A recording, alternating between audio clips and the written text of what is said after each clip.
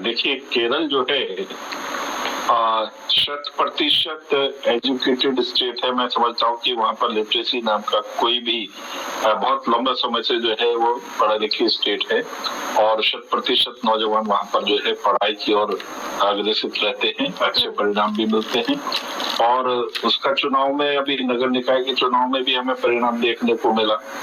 काफी बड़ी तादाद में हम लोग जो है नगर निकाय के चुनावों में जीत हासिल कर पाए। इससे साफ स्पष्ट हो रहा है कि जो वहाँ का नौजवान है, वहाँ के जो लोग हैं, वो नहीं चाहते कि अब ये एलडीएफ और यूडीएफ के हाथ में जो है केरल खेलता रहे।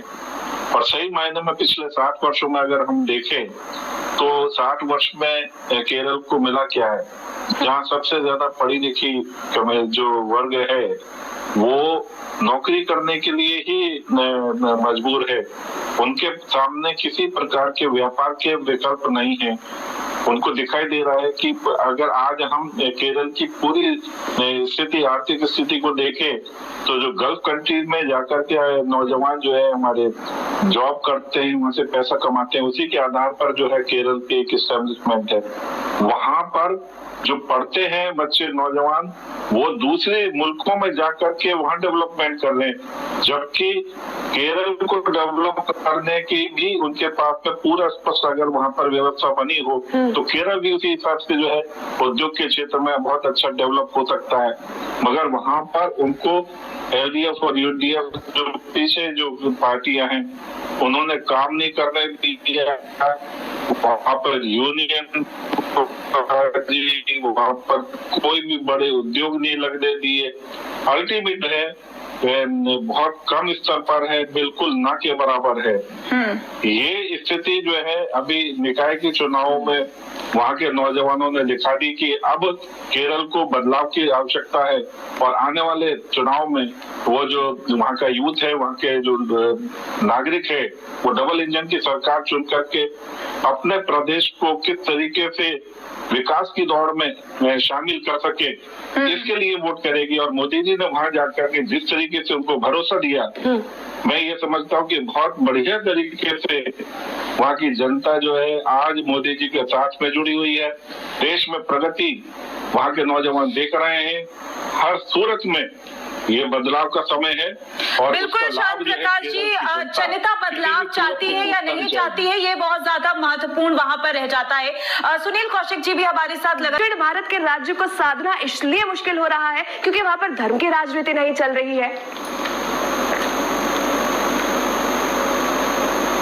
हाँ नहीं, इस पे मैं ये मानता हूँ कि बहुत सरल तरीके से जनता को गुमराह करने का जिस तरीके से नैरेटिव विपक्षी दल करते हैं, जैसे उत्तर भारत में मुस्लिम वर्ग को जो है भाजपा से भयभीत करने का इनका फलसफा रहता है, कि किसी तरीके से दक्षिण के जो राज्य हैं वहां पर ये भाषा को लेकर के गलत नैरेटिव फैलाने की कोशिश करते हैं कि अगर ये हिंदी भाषी आएंगे तो इसका जो है वहाँ की जो मूल भाषा है उस पर जो है वो एकाधिकार हो जाएगा और कहीं ना कहीं भाषा का भय दिखा करके ये हमेशा पहले गलत नैरेटिव करके वो जीतते रहे।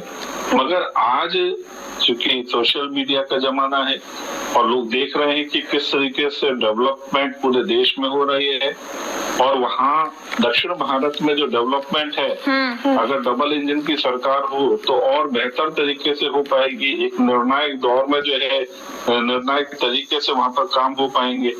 तो इसलिए अब मुझे नहीं लगता कि जो भाषाई जो नैरेटिव जो है विपक्ष वहाँ पर उठा करके भाजपा के अगेंस्ट वहाँ पर वोटिंग करवाता है या वोट में जाता है, वो चीजें बहुत ज्यादा चल पाएंगी। अब सोशल मीडिया के जमाने में सब चीजें दिखाई दे रही हैं कि डेवलपमेंट के साथ चलना, पर हमारा एक ही फलसफा है कि हम केवल 100% डेवलपमेंट और हर 100%। लेकिन शांत प्रकाश जी, जब आप लोग डेवलपमेंट की बात करते हैं, केंद्र में 2014 से आप लोगों की सरकार है, दक्षिण की आप बात करें कि दक्षिण राज्यों में आप लोगों ने डेवलपमेंट किया है, विकास किया है, तो अभी तक खाता क्यों नहीं खुल पाया वहां पर आपका? देखिए, बिगाड़ है पिछले 60-70 साल का, तो सुधरने में समय तो लगता है।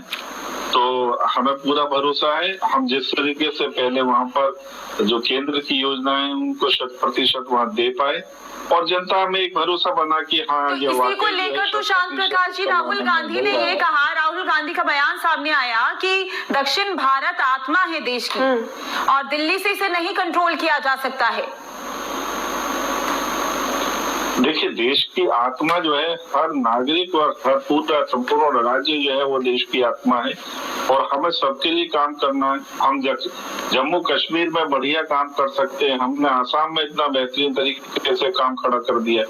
दक्षिण भारत भी हमारा है और वहाँ पर काम करने की जिम्मेवारी भी हमारी 100% है। उसको लेकर के हम काम कर रहे हैं।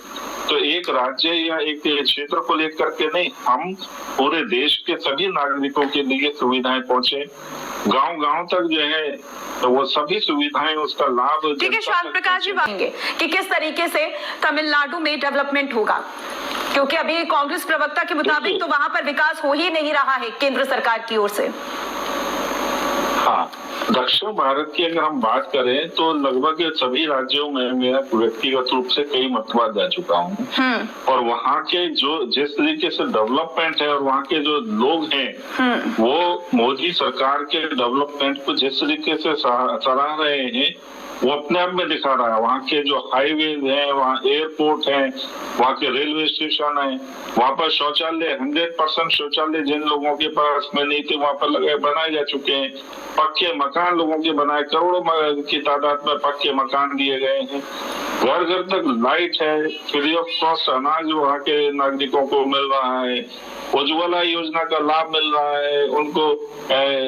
5 लाख रुपए तक के इलाज की व्यवस्था जो है किसी भी प्राइवेट संस्थान में जाकर के वो इलाज करने के लिए उनको फैसिलिटी प्रोवाइडेड है।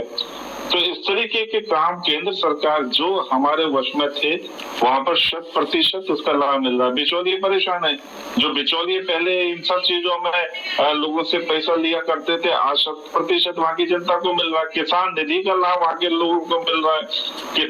तो इस प्रकार की जो योजनाएं 100% वहाँ पहुँच रही है, जनता उसको देख रही है कि जब हमें केंद्र से ये सब चीजें मिल रही है तो यहाँ अगर डबल इंजन की सरकार होगी तो उसका लाभ जो है हमारे लिए बहुत बेहतर, ठीक है बिल्कुल। कहीं ना कहीं अब बीजेपी की ओर से दक्षिण को साधने की कोशिश की जा रही है। तमाम मेहमानों का बहुत बहुत धन्यवाद हमारे साथ इस खास कार्यक्रम में